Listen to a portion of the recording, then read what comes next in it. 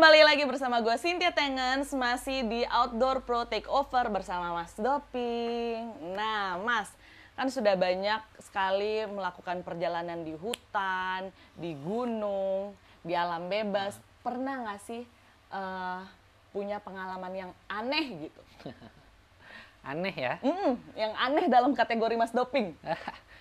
Aneh kategori saya itu sebenarnya bukan ke horor, karena jujur ke horor saya nggak pernah nemuin. Kemana pun nggak pernah nemuin. Tapi yang paling aneh adalah saya itu pendakian, ya. Tapi saya cuma bertiga. Di situ ada anak-anak kayak anak-anak Mapala, pendakian juga, kebetulan Gunung Salak. Oke. Kebetulan Gunung Salak, mereka pendakian. Mereka ada satu kasus di mana ketika kita berdekatan bivaknya kebetulan, mereka bilang ini temannya kesurupan gitu loh. Ngigo nggak jelas ya gak? Ngigo nggak jelas segala macam. Apa sih kalau rame banget segala baca-bacain keluar kamu biasa adalah kalau ada kesurupan ya gak? Keluar kamu. Siapa ya? Gitu ya. Saya samperin lah sama teman-teman, lihat kondisinya, gejala segala macam. Ini mah bukan kesurupan, ya toh. Ini mah gejala hipo. Makanya udah kedinginan. Udah gitu maaf kalau di orang Bogor atau Sunda balalak teh matanya terbelalak gitu kayak ya. matanya ke kayak ke atas gitu ya. Fokus ya kayak gitu. Wah, ini mah bukan gejala serupa, saya bilang. Cobalah kita tanganin, dan benar saya bilang. Kita tangani seperti itu, alhamdulillah ya. Dia diam, dia kondusif ya gak, matanya udah balik normal. Secara nggak langsung ya, maaf, kejadian anehnya itu ya hilang gitu loh. Jadi kalau tadi Mbak Kapasiti bilang aneh, aku sendiri nggak pernah nemu kejadian aneh gitu sama sekali nggak pernah. Anehnya tapi itu ya, Itu aneh. Kenapa aku orang bilang lagi hipotermia dibilang kesurupan. Ya. Mungkin itu juga karena kurangnya pengetahuan jelas, kali Mas ya. Ya itu menurutku paling aneh gitu loh ya.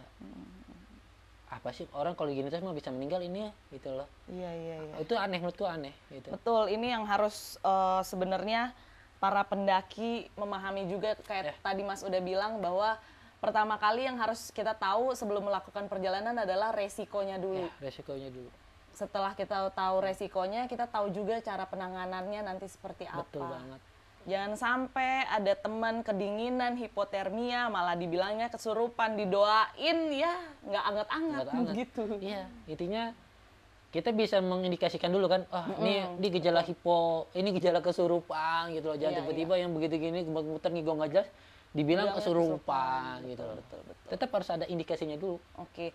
Bahaya apa sih Mas yang menurut Mas akan terjadi ketika pengetahuan skill dasar lah tentang bergaul atau bermain di alam bebas ini tidak diketahui, tapi tetap dilakukan?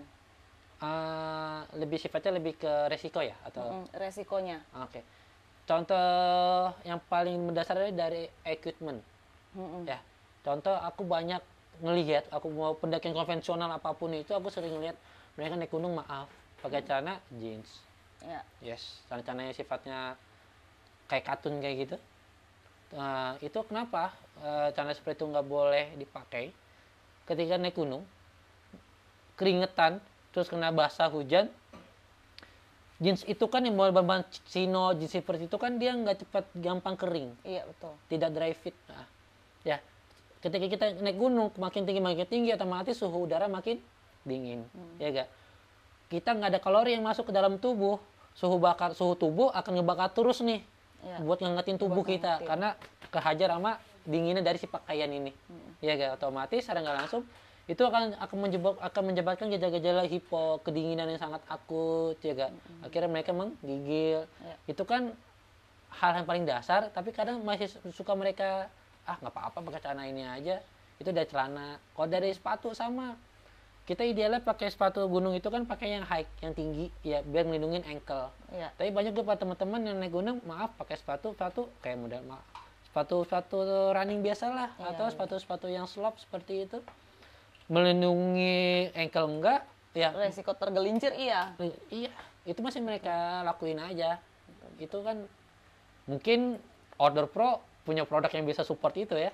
Wah banyak. Banyak. Bisa kita lihat ini wah, langsung promosi. Promosi dulu sebentar. Karena masnya lagi ngomong begitu.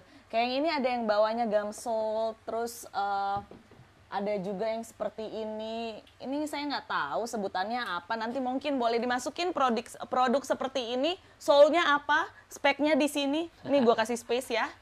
Tapi ini tuh ada gripnya gitu mas. Lock grip. Lock grip gitu. Jadi dia mencengkram. Betul. Walaupun kita kadang butuh sesuatu yang santai juga ya di kaki, nggak selalu pakai sepatu kan mungkin pendakian udah pakai sepatu tapi di camp kita bisa pakai sendal-sendal seperti ini tapi harus tetap yang aman. Betul banget. Karena kalau di hutan, di gunung bermain dengan alam cuaca kita nggak pernah tahu lah kondisinya jelas seperti banget. apa. Resikonya sangat-sangat besar. Jangan menganggap gunung itu hal yang sepele atau gunung itu sebuah tempat wisata, bukan. Betul. Saya tekanin lagi ya teman-teman ya. Gunung itu bukan tempat wisata. Ya, gunung itu sebuah resiko kegiatan ekstrim. Karena banyak faktor-faktor eksternal yang nggak bisa kita tebak. Iya. Oke. Nah, Mas, kira-kira para pendaki pemula nih wajib punya pengetahuan apa sih ketika mereka mau naik gunung? Ya, kita bisa lihat dulu ya.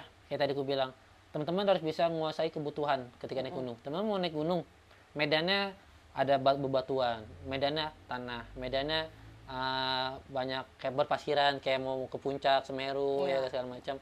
Teman-teman harus paham itu. Jadi kan dari situ keluar tuh kebutuhan. Saya harus pakai sepatu ini, saya harus pakai celana ini, harus pakai gaiters biar saya harus pakai carrier yang ukurannya sekian liter biar logistik bisa masuk semua. Jadi kayak manajemen perjalanan kayak seperti itu, teman-teman pendaki harus bisa paham. Jadi jangan sembarang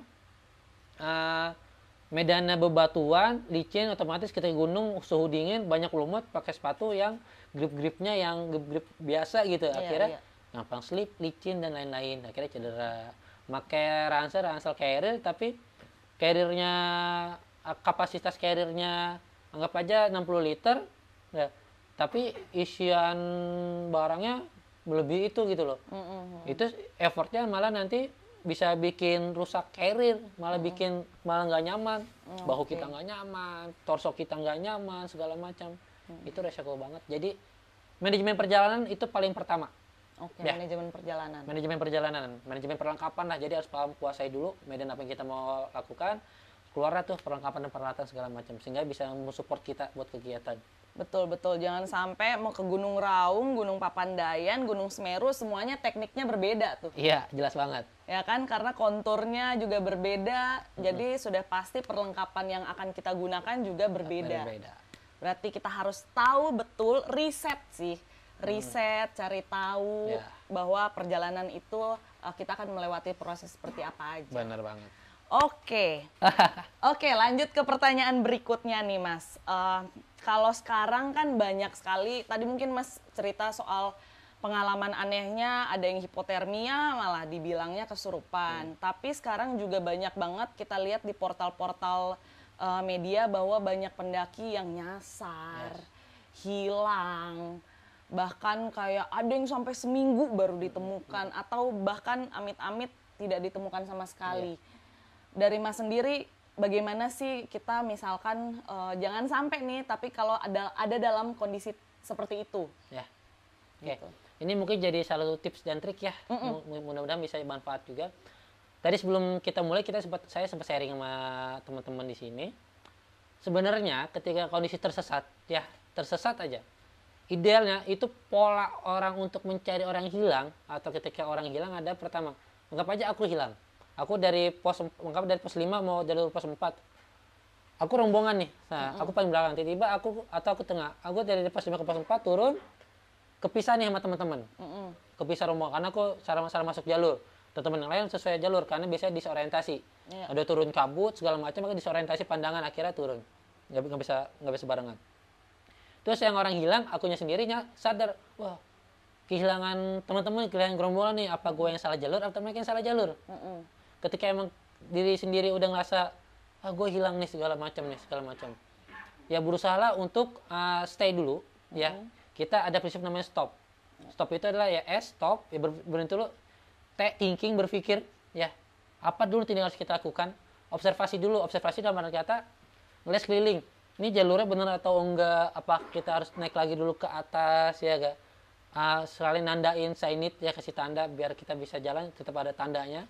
Lalu P yaitu planning. Tindakan apa yang kita lakukan? Apa kita tetap jalan terus ya gak? Atau kita kembali ke awal ke atas, atau kita stay di sana bikin shelter. Ya, tahapannya itu. Nah, kalau kita ambil tahapannya adalah stop ya, otomatis teman-teman kita yang di bawah sadar kalau kita hilang, dia pasti akan minta bantuan nih. Minta bantuan ke ranger buat dijemput temennya di shelter. Biasa temennya ada yang ketinggalan gitu nih, ya? udah kita duit gajinya belum turun Pak, tolong dong ini. Akhirnya pasti ranger kan akan datang naik ke atas.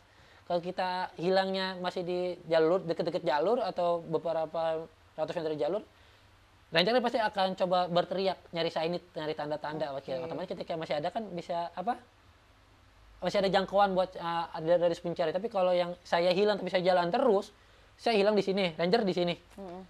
Saya turun ke bawah, ranger nyari. Kan iya, jadi nggak sinkron malah.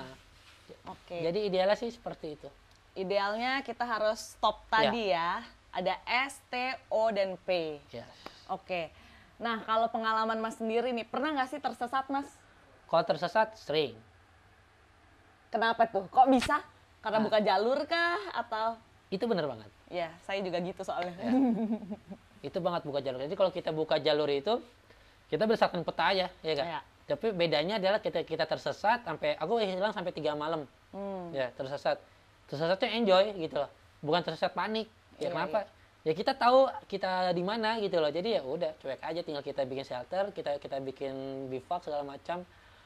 Ada makanan yang bisa kita manfaatin, kita irit-irit. Ada makanan alam bisa kita makan kayak pakis atau palem-paleman atau begonia atau karendong segala macam. Atau ada jamur honje, buah honje. Yang bisa makan kita makan aja. Enak kayak gitu ya, Riku bilang. Kalau kita punya skill, punya trik, kita hilang, kita nyasar, cuek aja. Jadi ada teknik survivalnya ya. Yes. Jadi memang kenapa dibilang bushcraft itu penting banget juga tadi adalah ketika menghadapi kondisi-kondisi tertentu seperti Mas ini ketika lagi buka jalur, kemudian wah nyasar nih, kayaknya tetap tahu posisinya di mana. Kemudian juga bisa bertahan hidup di alam. Oke, terima kasih sekali Mas.